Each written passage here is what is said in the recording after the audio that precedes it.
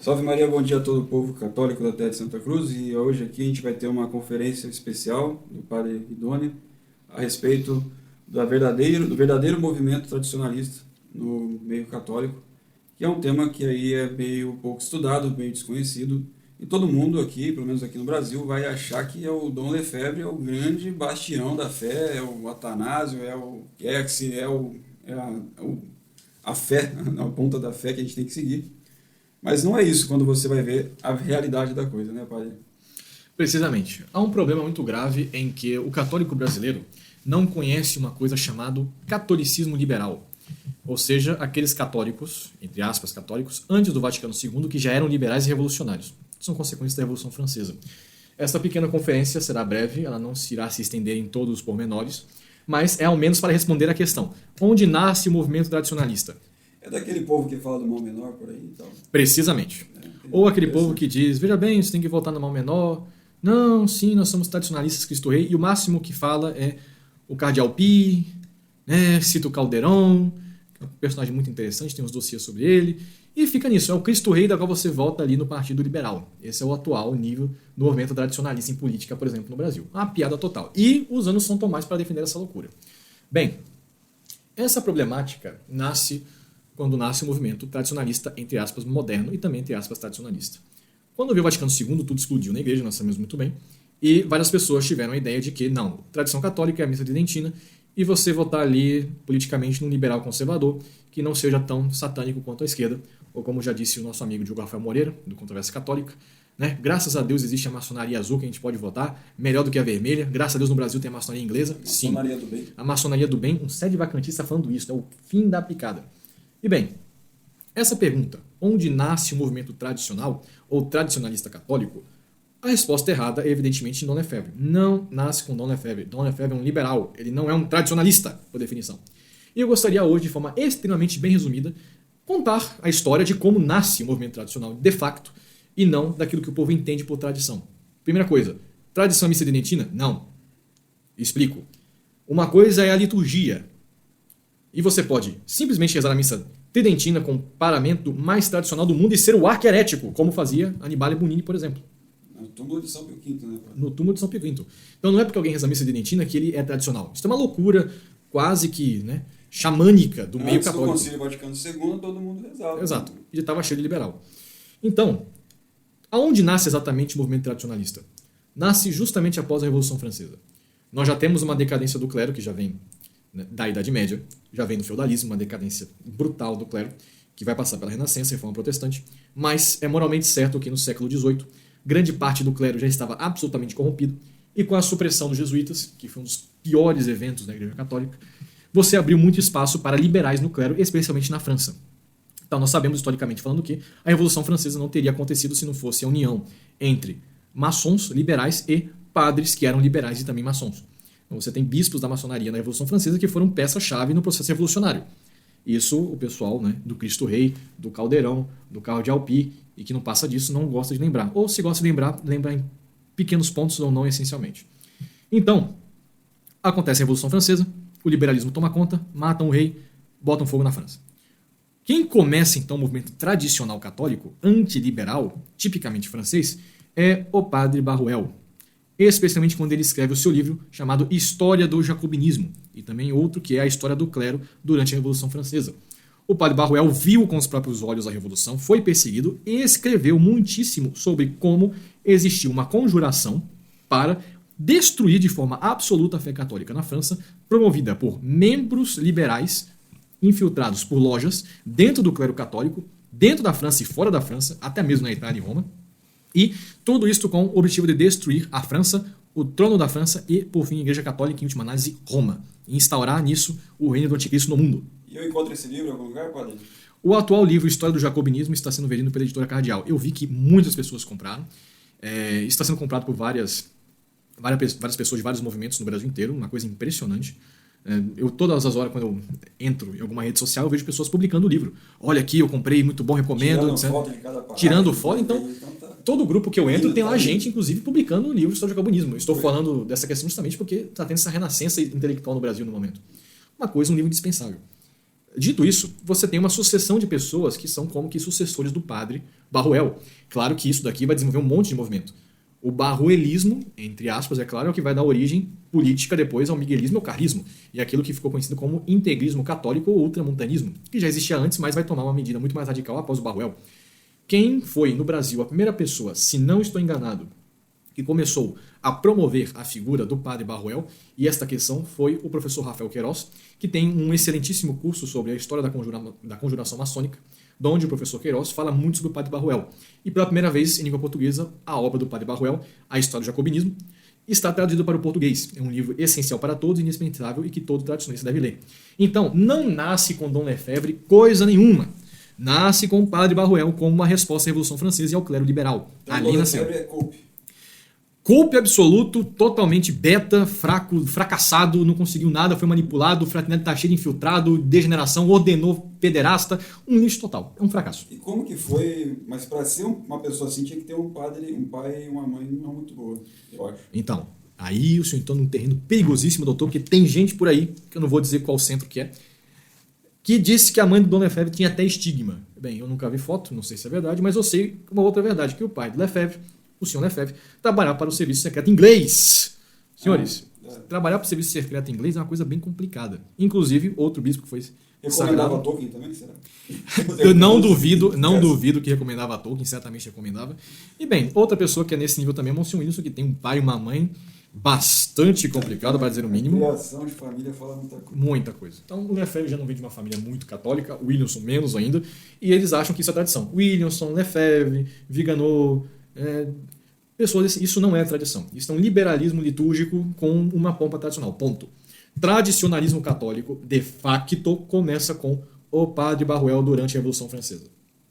Então, respondida a pergunta, onde nasce o movimento tradicionalista? Não é com Dom Lefebvre, não é com esta gente, tipicamente lefevrista, não, é com o padre Barruel. Quem dizer o contrário é modernista, moderno, não entende história, burro, tem que ler mais. Eu pensava que era TFP, o Plínio. Meu Deus, não, TFP, não, doutor. Não, nem me diga uma blasfêmia dessa. A tradição do TFP, é comer lagosta na Sexta-feira Santa, bolo Floresta Negra, visitar castelos na França com dinheiro de jovens, né? Muito poderia ser dito sobre essa questão, e ficar adorando a velha Lucília, né? Com o seu santo chale poderosíssimo, né? Que agora está rogando por nós na transesfera. Então, por favor. Brincadeira. E você tem os sucessores do padre Barruel. Claro que você vai ter muitos padres que ajudaram o padre Barruel. Por exemplo, o padre José Agostinho Macedo, lá de Portugal, traduziu parte da obra do padre Barruel para o português. Não traduziu inteiro, traduziu somente uma parte. Mas existe uma linha sucessória de personagens principais daquilo que se pode chamar de movimento tradicionalista católico ou escola antiliberal. E aqui eu chamo a atenção especialmente para a escola antiliberal francesa. Quem vai suceder, historicamente falando, os grandes trabalhos do padre Barruel será o padre Barbier, na sua crítica ao liberalismo e também ao Hahnemann de Leão XIII. O padre Barbier será censurado pelo Santo Ofício do Rampolla, inclusive por críticas feitas à gestão política da qual Leão XIII fazia na França, da qual, vemos historicamente, trouxe mais consequências negativas do que positivas. Que tinha influência do Rampolla. Precisamente. O Rampolla não somente foi a favor do Hahnemann, junto com outros cardeais, mas também foi extremamente anticarlista na Espanha. Um desastre total a atuação do Rampolla. Mas lá na Itália tem um padre de Costa que fala bem do Rampolla, que é tudo mentira do senhor, padre. E ele está lá falando. Bem, eu penso que ele aprendeu isso de berço também, teve um ótimo pai, segundo o padre Tomás Legal, o padre Ricosta, o pai dele era da maçonaria, e até hoje ele tem os paramentos maçônicos que mostra com muito orgulho e prazer aos padres que o visitam lá em Verua, que é o Papa formal, não material. A gente sabe que o Papa de verdade está lá em Verua com o Tomás Costa. Documenta essa história, em vez de queimar, falar que o pai está no inferno, ele não. Então, olha, a tradição do Instituto, católica não, carbonara italiana, tudo de boa gente. E o padre Barbier vai escrever nas críticas do liberalismo ao Hahnemann, de Leão XIII, vai ser censurado, injustamente. São Pio X depois irá elogiá-lo bastante, porque ele foi injustiçado, qualquer pessoa com honestidade vê isso. E os trabalhos do padre Barbier foram depois superados pelo Monsenhor Joan e a sua revista internacional de sociedades secretas, onde foi especialmente a primeira crítica severa ao René Guénon e à escola não tradicionalista, porque não se pode chamar isso de tradicionalista, a não ser que você diga escola tradicionalista gnóstica, ou escola tradicionalista orientalista, ou escola tradicionalista perennialista, que é o caso do Guénon. Agora, tradicionalismo aqui não existe. O Guénon é um fenômeno mais moderno do que tradicional. E isso, evidentemente, os guénonianos nunca irão admitir, e somente eu dizer essas palavras já faz os ouvidos eles sangrarem. É isso aí, esse episódio que ele levou uma patada do urso? Esse mesmo. Essa história Toda história bem famosa do René Guénon. Ele tinha lá ele estava em Paris nessa época, ou próximo de Paris, e ele estava sentindo fortes pressões espirituais, metafísicas sobre ele, e ele relata aos seus amigos... Depois dos livros serem publicados. E depois dos números da revista Sociedades Secretas do Monsenhor João serem publicados contra ele. Uhum. Então ele vai fazer o seguinte comentário aos amigos dele, que ele sofria gang stalking, ou seja, todo mundo ficava na porta da casa dele vigiando ele de noite, mandando carta, vigiando, ou seja, ele era perseguido pelo pessoal do Monsenhor João, segundo o próprio Guénon, e ele teria sofrido um ataque espiritual, né, um ataque de plasma, um ataque do ectoplasma do Monsenhor João, que se materializou num formato de uma ursa negra parda, e atacou o Guénon, e mordeu o pescoço do Guénon. Então, a vida do Guénon é fantástica. Isso está documentado. Isso é a biografia dele. Você está andando na rua, pela noite, e você é atacado por um urso de plasma, do ectoplasma, né, do além, brilhante, do inferno. E a sua conclusão é a seguinte: foi o Monsenhor João que fez uma magia negra para me matar. E ele acusava o Monsenhor João de ser ocultista, para piorar a situação. E que, basicamente, a revista internacional de Sociedades Secretas era um grupo de bruxos para matar ele, o Guénon. Tanto que depois que ele começou a ser exposto na revista internacional de Sociedades Secretas, ele fugiu pro Cairo, depois que deu toda a problemática na família dele, a esposa morreu, descobriram ele. Um dia a gente vai fazer umas coisas do Guénon aqui também. Merece. Não, Teatros do Guénon. O Guénon merece um episódio especial no São Lucas um dia. Mas, no máximo, essa anedota por enquanto. Então nós temos Barruel, Barbier, Monsenhor João, que vai escrever a revista internacional de Sociedades Secretas. Monsenhor João é uma peça fundamental. A obra de Monsenhor é gigantesca, o trabalho que ele teve intelectual é único. Infelizmente, não demorou muito tempo. Se não me engano, Monsenhor João morreu ali perto dos anos 40. Posso estar enganado, 39, 40 por aí. E você tem depois a decadência total, que é o Vaticano II. E nós vemos que toda essa linha do movimento tradicionalista vai ser sucedida de João para o Jean Vacquier. O Jean Vacquier vai escrever os cadernos de Barruel. Esses são os bons cadernos, os Carreiras de Barruel, não os Carreiras de Cassitiaco. Eu prefiro que vocês leiam esse do que essas coisas por aí.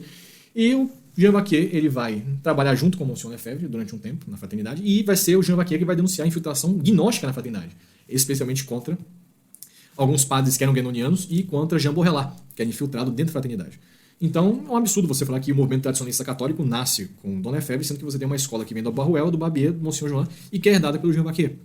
E ele, mais o Etienne Couvet, outro francês que morreu ano passado, que Deus o tenha, literalmente fizeram toda uma revisão histórica dando continuidade ao trabalho de Monsenhor João sobre a questão da infiltração gnóstica no Ocidente e especialmente sobre o guénonismo promovido pelo René Guénon e outros perennialistas bem famosos que tentavam captar e raptar o movimento tradicional católico na fraternidade e roubar as ordens sagradas.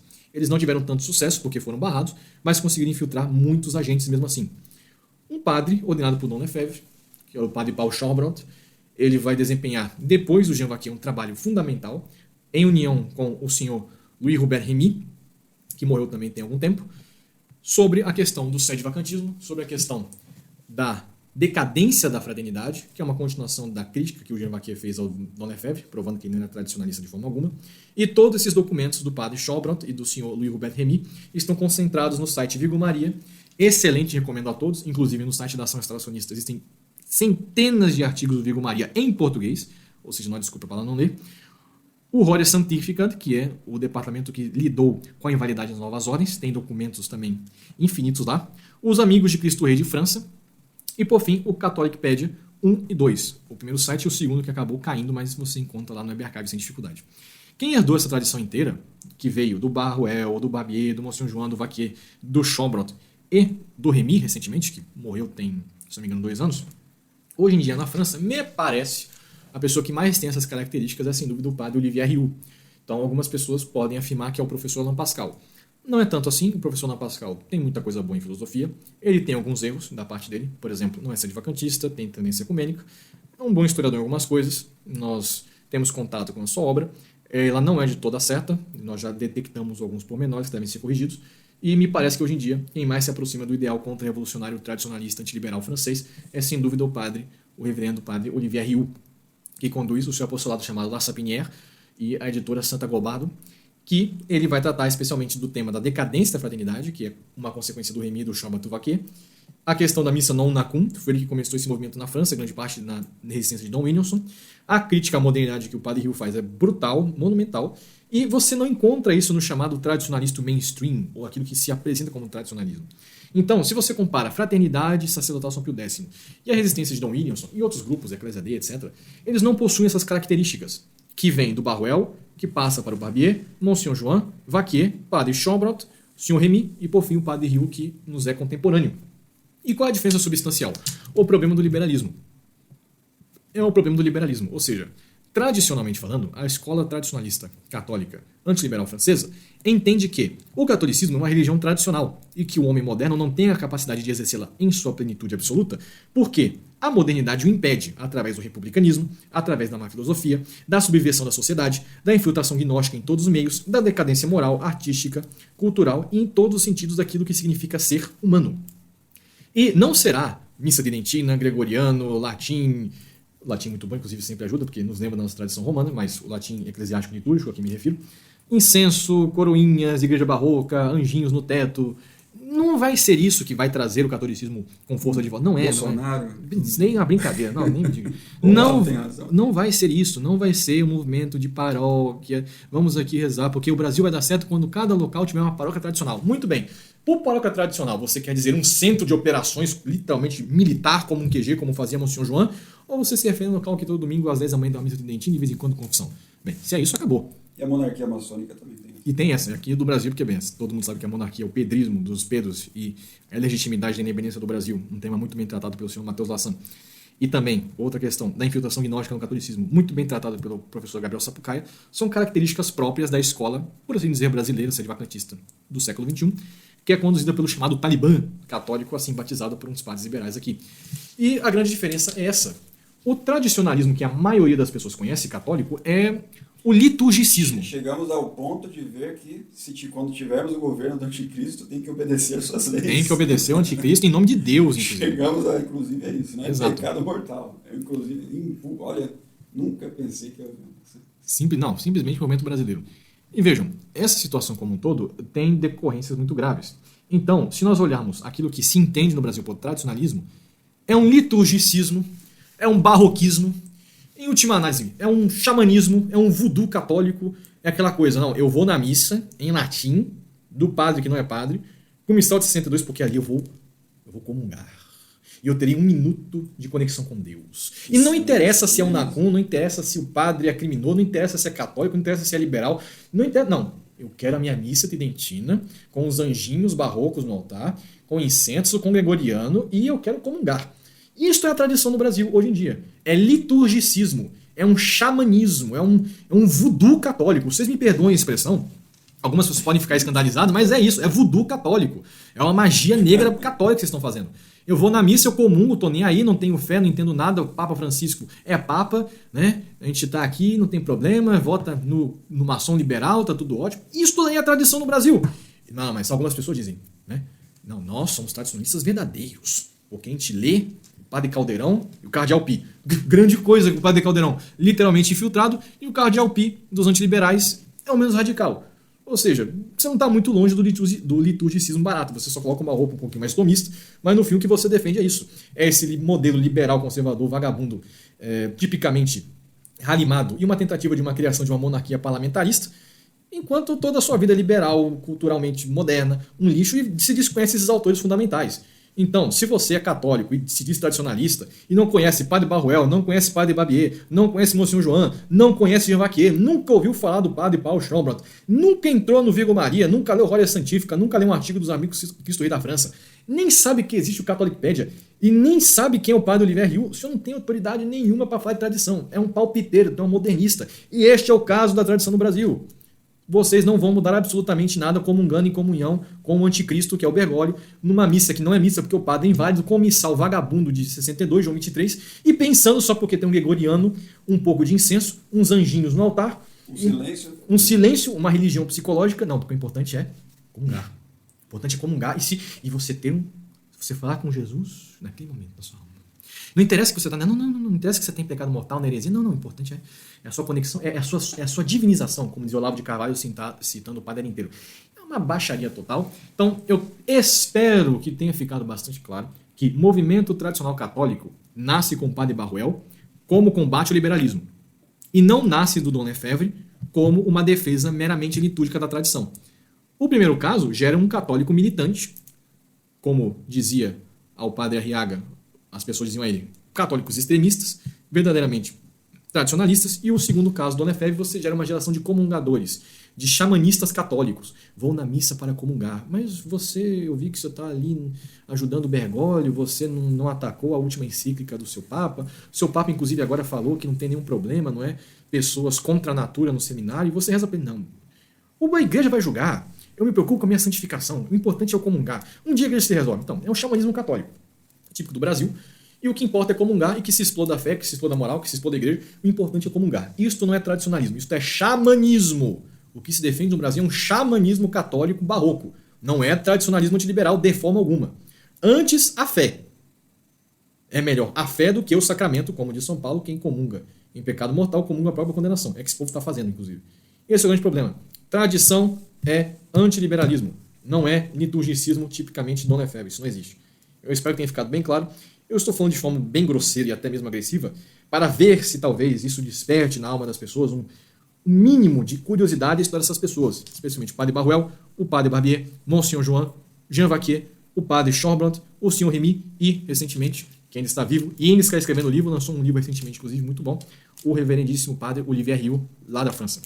Então, eu espero que tenha ficado claro. Uma coisa é tradição no nível antiliberal, que é a verdadeira tradição que nós defendemos. Outra coisa é o liturgicismo do Dona Efévia. Não interessa se o Papa está dizendo na igreja. O importante é comungar bem. O importante é a sua vida espiritual. O importante é a sua vida eucarística. Isso sim é que é o catolicismo. Ir lá em comungar em pecado mortal. É o xamanismo católico, não tem jeito. Isso não é tradição. Isso é liberalismo, isso é modernismo. Isso daí é qualquer coisa menos catolicismo. Esse é o estado do Brasil, infelizmente. Mas penso, e com o tempo, e rezo a Deus também, que lentamente, com a ressurreição dessas obras, o Brasil lentamente irá voltar àquilo que é realmente o tradicionalismo. A defesa intransigente da fé católica perante os deuses da modernidade. Ponto final. Acho que é isso, então. Muito obrigado, padre, pela conferência. Salve Maria. Um bom dia a todo o povo católico da Terra de Santa Cruz. E lembrando que essas obras estão aí sendo publicadas pela editora Cardeal. Quem quiser adquirir, é só entrar no site e se vangloriar ali com esses livros aí que são muito bons mesmo. Como está sendo, foi de 600 edições vendidas, eu acho, as últimas aí. E está se expandindo cada vez mais. Salve Maria, bom dia a todo o povo católico da Terra de Santa Cruz.